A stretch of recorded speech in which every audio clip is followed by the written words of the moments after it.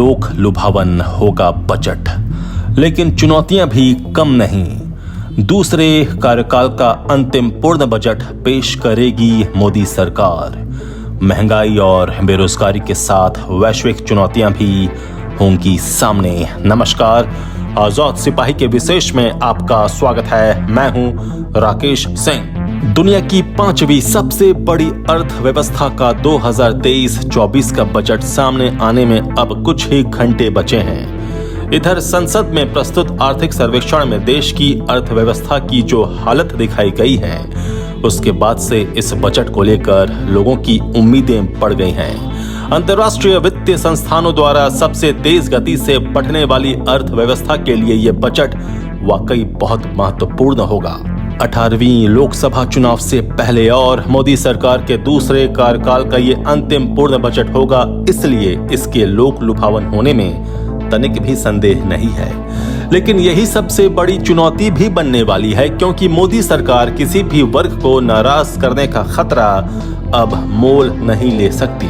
सरकार के सामने महंगाई और बेरोजगारी जैसी स्थानीय समस्याएं तो पहले से ही मौजूद हैं। इस बार उसके सामने वैश्विक चुनौतियां भी मुंह बाए खड़ी हैं। G20 की अध्यक्षता कर रहे भारत की तरफ पूरी दुनिया की नजर है, क्योंकि वैश्विक महामारी के दौरान भारतीय अर्थव्यवस्था ने जो मजबूती दिखाई, उसका अनुसरण करने के लिए पूरी दुनिया आतुर है। इसके अलावा इस साल 9 राज्यों में विधानसभा चुनाव भी होने वाले हैं, जिन्हें 2024 के आम चुनाव से पहले का सेमीफाइनल माना जा रहा है। ऐसे में उम्मीद की जा रही है कि ये पूर्णकालिक बजट चुनावी मौसम वाला बजट पेश हो सकता है, जिसमें सभी वर्गों के लिए कुछ न कुछ जरूर होगा, ताकि वे सरकार के कामकाज से खुश हो सकें। बजट पेश करने से पहले वित्त मंत्री निर्मला सीतारमण ने जो आर्थिक समीक्षा पेश की है, उससे ये उम्मीद मजबूत हो गई है कि आम चुनाव से पहले का ये अंतिम पूर्ण बजट देश को नए रास्ते पर ले जाने के साथ अर्थव्यवस्था के सामने व्याप्त चुनौतियों से निपटने में भी कामयाब होगा। ये बजट इसलिए खास हो गया है क्योंकि मोदी सरकार के दूसरे कार्यकाल का ये अंतिम पूर्ण बजट है। इसलिए केंद्र सरकार पर मध्यम वर्ग से लेकर किसानों, मजदूरों, युवाओं, छात्रों, बुजुर्गों और मध्यम वर्ग के बीच अपनी छवि को और मजबूत करने का दबाव है।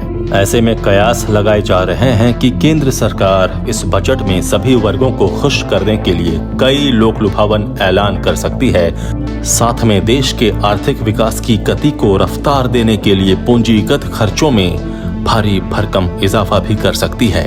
हालांकि इस दौरान सरकार पर राजकोषीय दबाव भी रहेगा कि बजट में ऐलान किए गए वादों को पूरा करने के लिए पैसा कहां से आएगा। साथ ही सरकार पर राजकोषीय घाटे को भी कम करने की चुनौती होगी। इतना ही नहीं, सरकार पर बजट के दौरान बढ़ती महंगाई पर काबू रखने की भी चुनौती होगी। दरअसल आम जनमानस महंगाई से काफी परेशान है।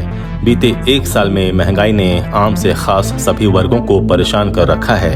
पेट्रोल, डीजल से लेकर CNG, PNG, खाने के तेल, आटा, चावल, सबके दाम 7वें आसमान पर हैं। डिब्बा बंद खाद्य सामग्री पर GST बढ़ने के बाद महंगाई ने आम लोगों की रही सही कमर भी तोड़ दी है। महंगाई को काबू में रखने के लिए भारतीय रिजर्व बैंक ने कर्ज को महंगा कर दिया, जिससे होम लोन की EMI महंगी हो गई। इसका सीधा प्रभाव आम लोगों की बचत पर पड़ा है। लिहाजा मोदी सरकार पर मध्यम वर्ग को बजट के जरिए राहत देने का सबसे बड़ा दबाव है। लेकिन इस चुनौती के साथ ये भी याद रखना चाहिए कि ये बजट ऐसे वक्त में पेश किया जा रहा है जब घरेलू और अंतर्राष्ट्रीय स्तर पर चुनौतियां बनी हुई हैं। पिछले बजट में भारत के सामने कोरोना महामारी से पैदा हुई आर्थिक दिक्कतों से अर्थव्यवस्था को उबारने की चुनौती थी। इस बार यूक्रेन युद्ध और वैश्विक मंदी के साए में ऐसे बजट की उम्मीद है, जिससे भारत तेजी से आर्थिक तरक्की की राह पर आगे बढ़ता रहे। अमेरिका और यूरोप की आर्थिक वृद्धि के पस्त पड़ने से भारत के निर्यात में पिछले वित्त वर्ष में जो तेजी आई थी, वो सुस्त पड़ गई है। इसे गति प्रदान करना सबसे बड़ी चुनौती है। यहाँ ये याद रखना भी महत्वपूर्ण है कि कोविड महामारी के बाद उपजी वैश्विक चुनौतियों और उनसे बेहतर ढंग से निपटने के बाद इस बार देश के प्रत्येक वर्ग को एक बेहतर बजट की अपेक्षा है। महंगाई और बेरोजगारी, इन दो समस्याओं के समाधान को दिशा देते हुए आर्थिक समृद्धि और विकास इस बजट का प्रमुख लक्ष्य होना चाहिए। सभी वर्गों की ये अपेक्षा है कि आर्थिक विकास को गति देने की दृष्टि से करों के सरलीकरण का अत्यधिक महत्व है।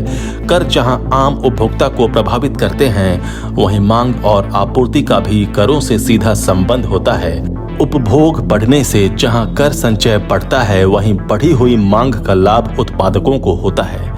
इस दृष्टि से वर्तमान वस्तु और सेवा कर व्यवस्था में काफी सुधार की गुंजाइश है।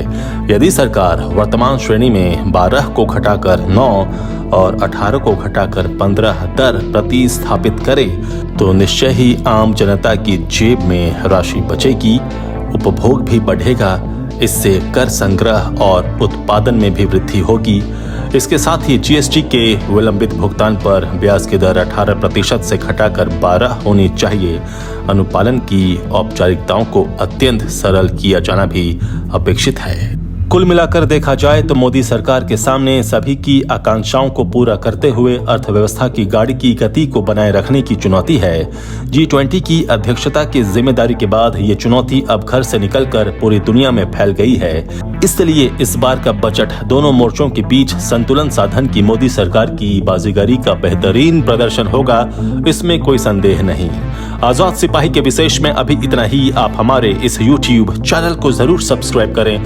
आप हमारे Facebook पेज को भी जरूर फॉलो करें और भी अधिक खबरों के लिए पढ़ते रहिए अपना लोकप्रिय दैनिक अखबार आजाद सिपाही। धन्यवाद।